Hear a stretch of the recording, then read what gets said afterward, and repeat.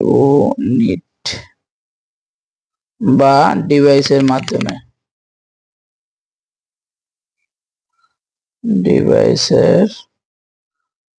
মাধ্যমে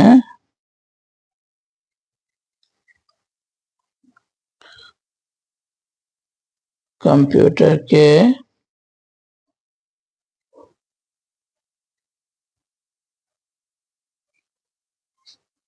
কাজের নির্দেশ দেওয়া হয়,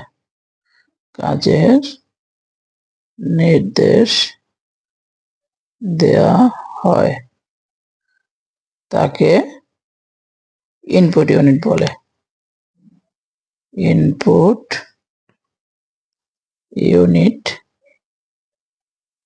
বলে। যেমন যদি আমরা লিখি, এই যেমনগুলো থেকে প্রশ্ন আসে, নিচের কোনটি ইনপুট ইউনিট বা নিচের কোনটি ইনপুট ডিভাইস, তাহলে আমরা বলতে পারি, প্রথমেই বলবো মাউসের কথা। 1 নম্বর হলো মাউস। এরপর আছে কিবোর্ড, এই কিবোর্ড দিয়ে আমরা কম্পিউটারে কাজ করার জন্য নির্দেশ দেই, কিবোর্ড। এরপর যদি আমি বলবো স্ক্যানার, এটা একটা গুরুত্বপূর্ণ বহুল ব্যবহৃত স্ক্যানার। এরপর যদি আমি বলি, তাহলে আমি বলবো ওএমআর,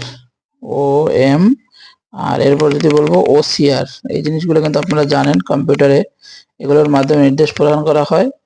এরপর যদি আমি বলি বারকোড রিডার, এটা বহুল ব্যবহৃত, বারকোড। আরো অনেক আছে, তো আমি এখানে যেগুলো গুরুত্বপূর্ণ বারবার পরীক্ষায় এসেছে সেগুলো থেকে আসলে লিখে দিলাম, বারকোড রিডার। এগুলো সব থেকে বেশি ব্যবহৃত।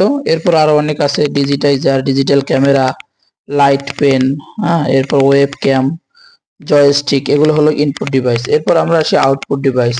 আউটপুট ডিভাইসটা কি?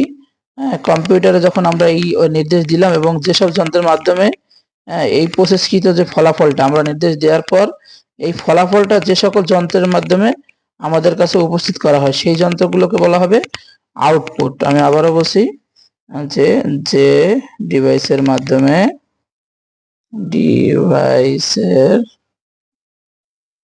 মাধ্যমে ফলাফল উপস্থাপন করা হয়,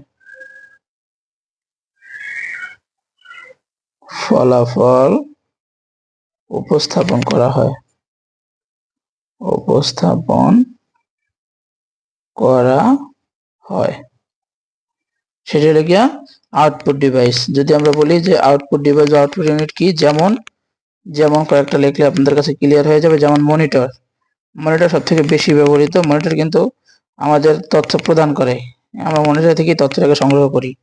এরপর যদি আমি বলি প্রিন্টারের কথা, এটাও বহুল ব্যবহৃত, প্রিন্টার। এবার যদি আমি বলি প্লটার, একই জিনিস, প্রজেক্টরের মাধ্যমে